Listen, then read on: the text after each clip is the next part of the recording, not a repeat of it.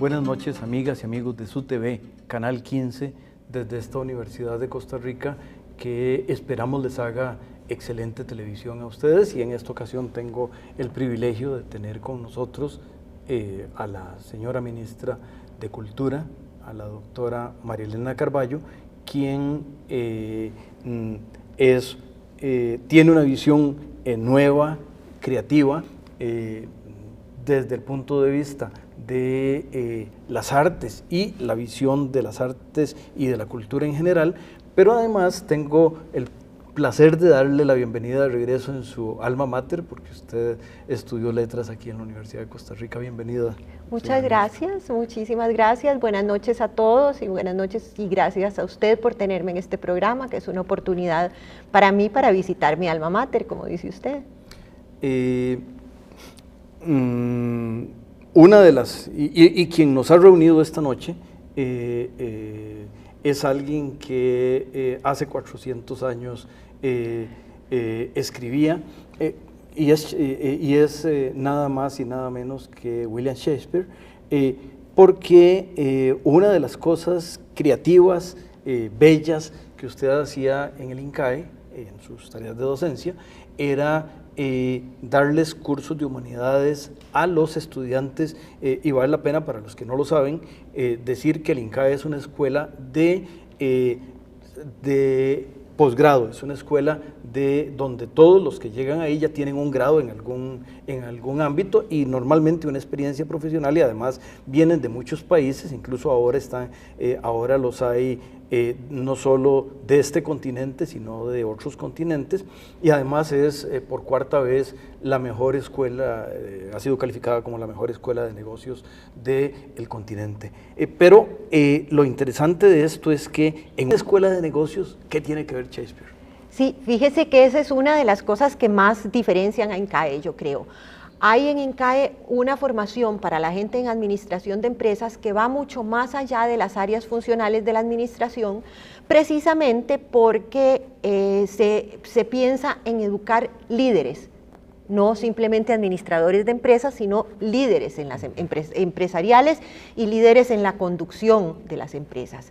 Entonces, para eso, el líder, para la toma de decisiones, tiene que conocer, además de las áreas funcionales y conocerlas muy, muy bien, tiene que conocer los contextos en que toma las decisiones, tiene que conocer el contexto económico, y por eso tenemos a gente de la Universidad de Costa Rica como Alberto Trejos, que da las clases de economía, tiene que conocer el contexto político en que se toman las decisiones, tiene que conocer el contexto tecnológico, que cada vez es más importante, y tiene que conocer el contexto cultural, porque sin conocer su propia cultura, las decisiones empresariales pueden ser muy desacertadas.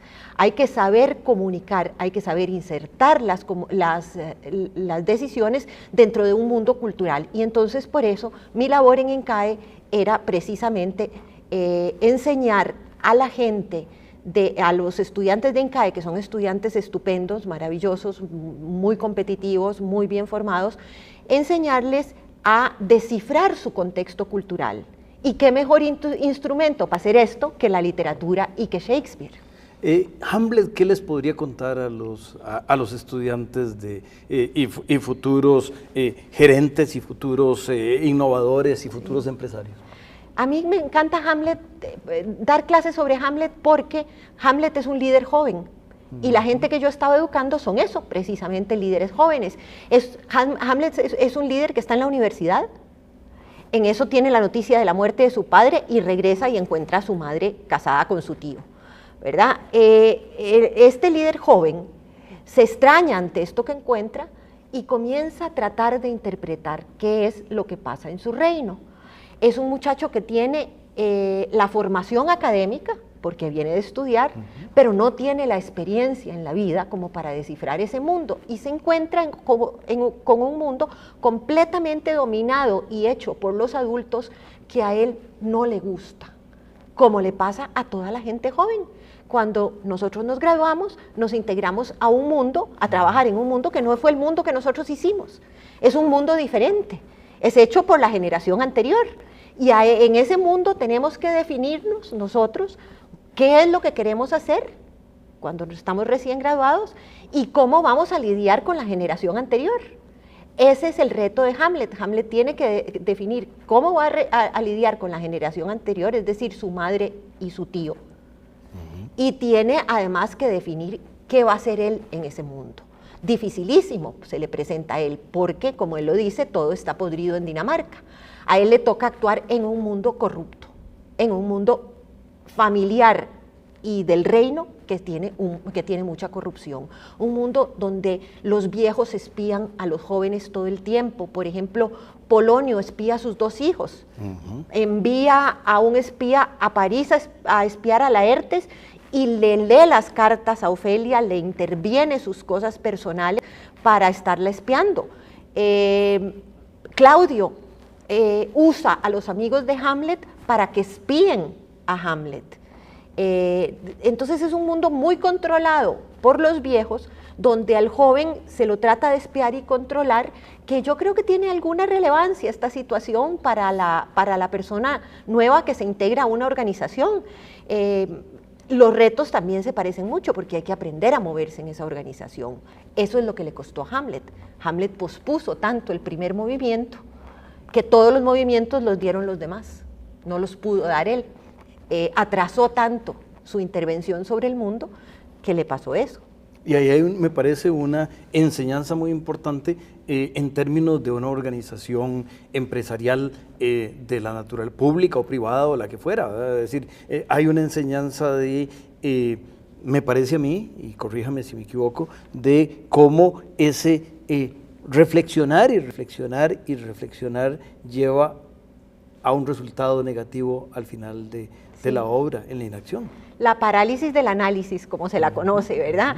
Sí, es una cosa, eso es un peligro en una organización, gente demasiado que quiere actuar con la información completa. Nunca podemos actuar con toda la información completa. Nunca podemos tener todos los elementos que necesitamos para tomar una decisión.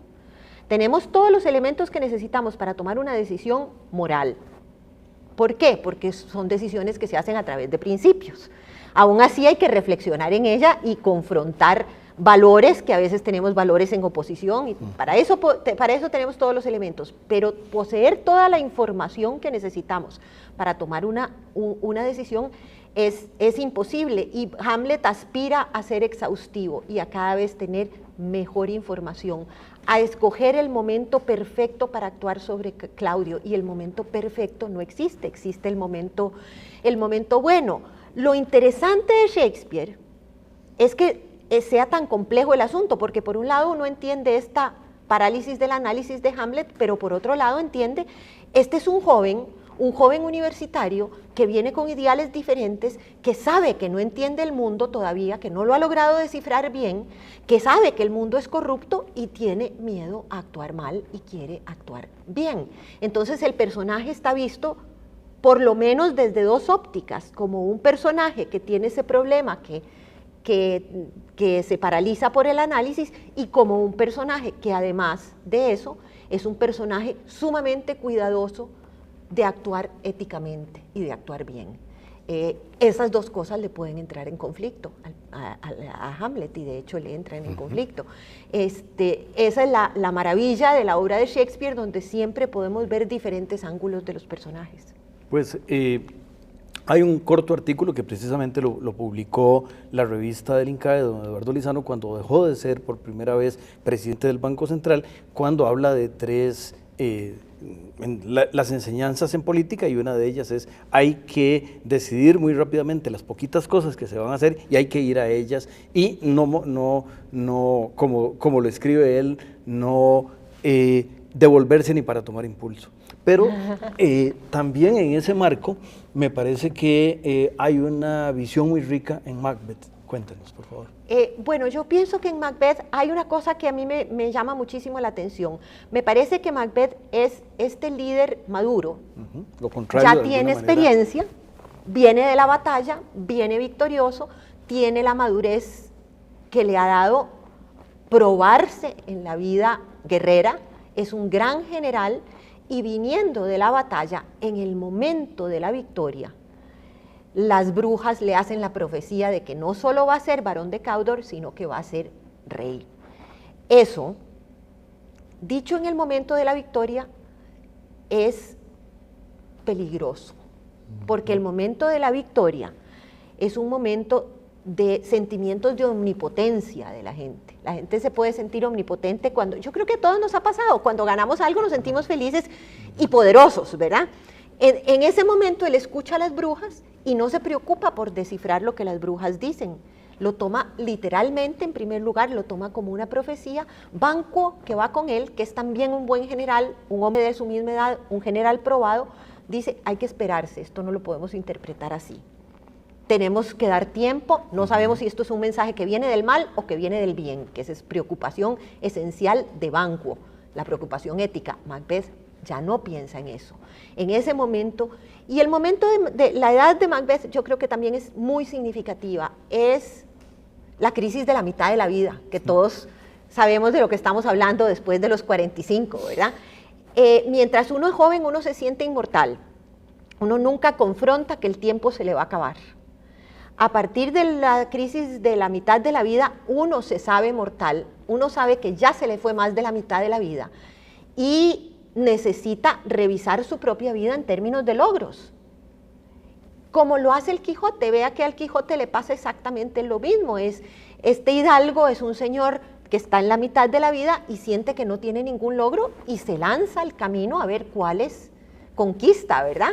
Es un momento difícil de revisión de la vida, de comprensión de la temporalidad de la vida, y cuando sentimos que no hemos alcanzado metas en ese momento, o las metas que nos propusimos, nos angustiamos, comienza la angustia por el tiempo, y esta es la angustia que tiene Macbeth.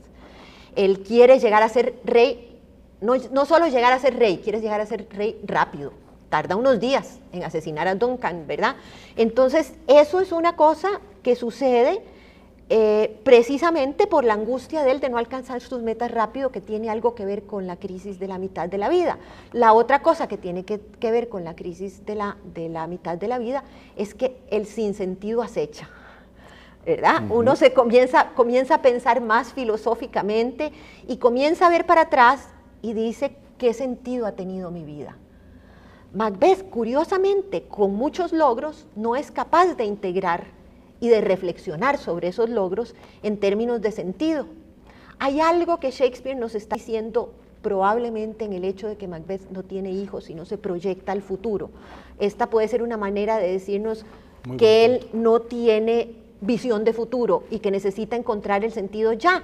Yo creo que todos los seres humanos tenemos que aprender a posponer la gratificación del sentido de alguna manera en algunos momentos. Y nosotros vamos a tener que posponer la continuación de esta riquísima charla porque el canal le tiene a las amigas de libros un mensaje.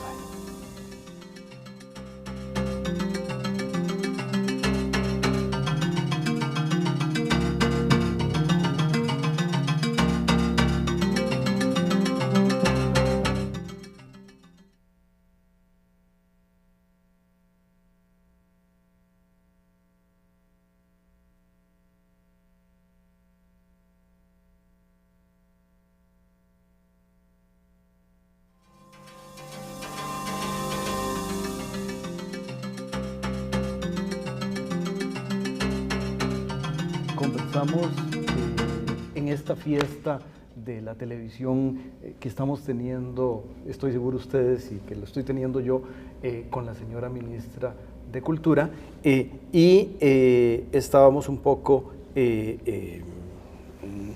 descifrando, o no, retomando el tema de Macbeth y cómo no solo Shakespeare nos presenta una visión que nos enriquece y unos perfiles de la personalidad humana, sino un poco qué aprendían sus estudiantes del INCAE con respecto a la vida de empresas de Shakespeare. Yo creo que el hecho de que la tragedia está escrita sobre líderes, el personaje principal de la tragedia es siempre un líder, tiene cosas muy importantes allí sobre conducción del reino. Hablamos ya de Hamlet en esos términos, ¿verdad? Lo que Hamlet vive para entender a su reino, lo puede vivir cualquier muchacho para entender su organización o para dar sus primeros pasos en el mundo laboral, ¿verdad? Lo que Macbeth vive, lo puede vivir cualquier ejecutivo de nivel intermedio que llega a los 45 años sin encontrar muy claramente el sentido de su vida, y a Macbeth lo acecha el sinsentido, como decíamos. Él entonces emprende una carrera de logros, de logros que son muy cuestionables, que implican asesinatos, que implican traición, que implican mentira, y ante eso cada vez hay más ansiedad, cada vez hay que matar a alguien más, se hace como un efecto de bola de nieve, porque mata a una persona, tiene que seguir matando a otras para esconder su primer crimen, y vive en esta ansiedad constante y en esta paranoia constante, porque cuando una persona llega al poder, no por méritos, sino porque se lo arrebató a alguien, vive siempre asustada, porque sabe que siempre hay otros dispuestos a arrebatarlo, ¿verdad? Mientras que la persona que sabe que llegó por méritos al poder, pues no tiene miedo porque son sus méritos y sus cualidades personales lo que la hizo estar ahí. Entonces, Macbeth vive angustiado y en una gran paranoia y comienza no a gobernar, sino constantemente a defenderse y a asesinar a más gente para mantener su situación, pero no hace nada por el gobierno de su reino.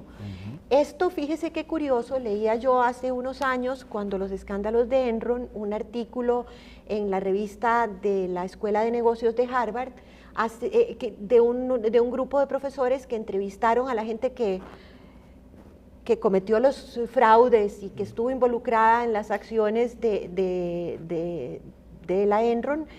Y fíjese que describían un patrón parecido al de Macbeth. 400 años después, como usted decía, ¿qué es lo que le pasa a esta persona? Primero, que se confía demasiado en sus victorias, lo que le pasó a Macbeth. Viene, y entonces piensa que ya no tiene que analizar tanto, sino que puede actuar por impulso, porque sus éxitos no los ve como un resultado de trabajo, sino como un resultado intrínseco, como algo que ya lo tiene, no como algo que tiene que conquistar. Macbeth ya siente que él se merece ser rey, ¿verdad? Ya no tiene que conquistarlo, se merece y por eso mata. Bueno, exactamente igual le pasó a un grupo de gente que estaba metida en estos problemas de la Enron, donde prescindieron de sus destrezas analíticas, que eran las que más valor tenían y los había llevado a ellos al lugar donde estaban, porque eran gente importante dentro de la compañía. Pero hicieron errores y comenzaron ya entonces no a trabajar para la compañía, sino a trabajar para tapar sus errores. Exactamente la historia de Macbeth. Nos podríamos ir pensando un poco en otra experiencia de las empresas, que es un poco el caso de las sucesiones, y tal vez retomar entonces ahora al Rey Lear. Sí, el Rey Lear es una de las tragedias para mí más conmovedoras. Este viejito que es el Rey Lear a mí me conmueve profundamente, y a pesar de que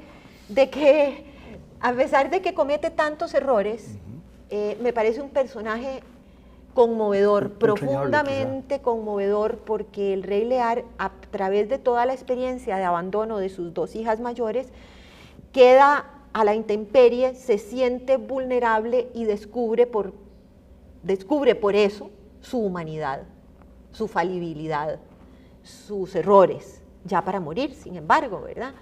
Pero el asunto de la sucesión del poder está enfocado de una manera muy interesante en la obra de Shakespeare, en El Rey Lear, porque este es un rey que trata de programar su sucesión. Vea qué cosa interesante. Él dice, voy a ver cómo responsablemente, como líder, trata de planear su sucesión. Lo que sucede es que, primero que todo, toma la decisión en un momento de furia y de capricho, cosa que pasa a la gente mayor, al adulto mayor, como se dice ahora, cosa que le pasa al adulto mayor a menudo, ¿verdad? La decisión se toma al calor de una furia o al calor de algo, y se toma de manera equivocada. Entonces él le pide a su hija que le diga cuánto lo ama, a su hija menor, la preferida toda la vida, la escogida desde siempre, y ella le dice nada más que lo que es es de acuerdo a mi obligación, y el rey Lear se enfurece, la deshereda y hereda su reino a las 2 hijas mayores, que son problemáticas.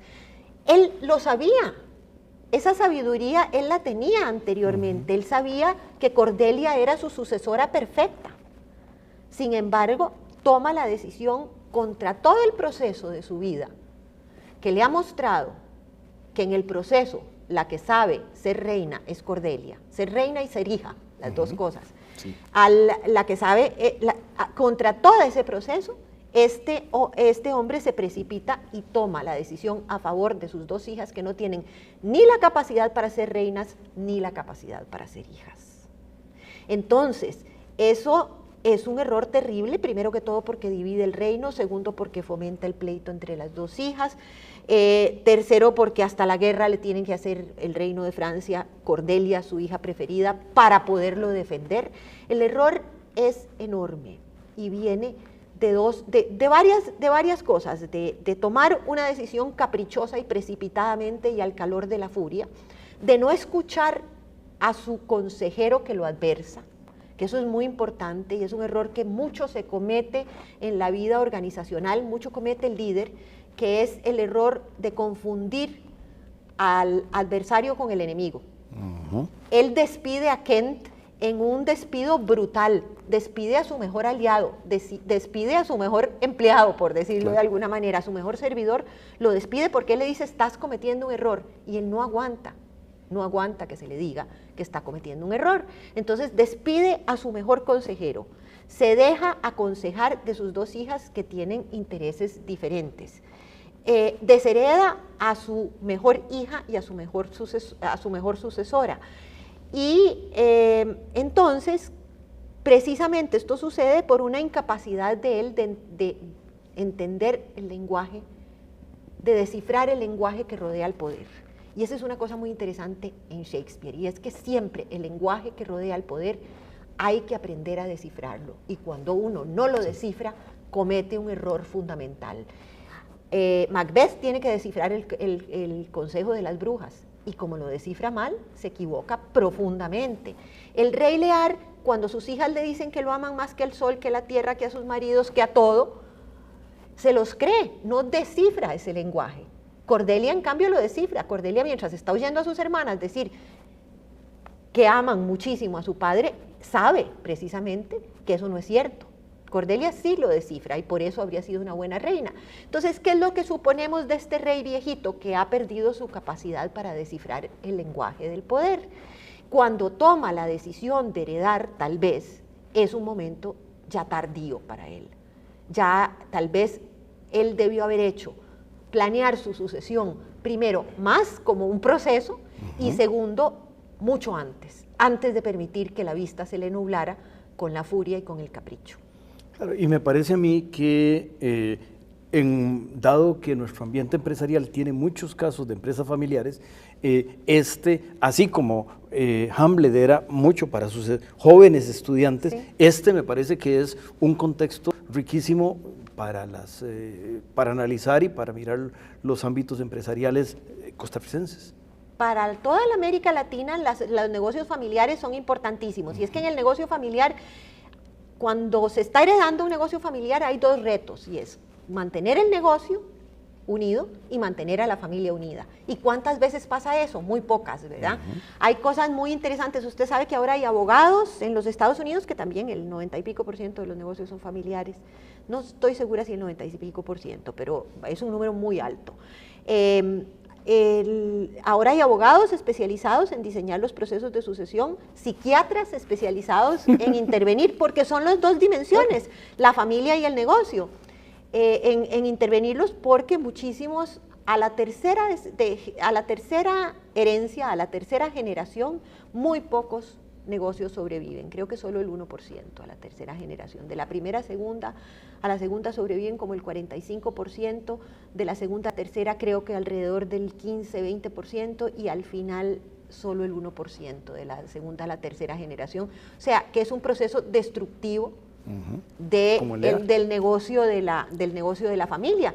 Y a juzgar por lo que uno sí ve muchísimas familias de negocios cuyos miembros están totalmente distanciados entre sí a raíz de un pleito de herencia, ¿verdad? Entonces es un problema de mucha vigencia el del Rey Lear. Qué interesante, nos queda un minuto y un poquitito menos. Yo lo he disfrutado mucho, pero no sé si usted quiere ponerle una cerecita a este postre tan estupendo.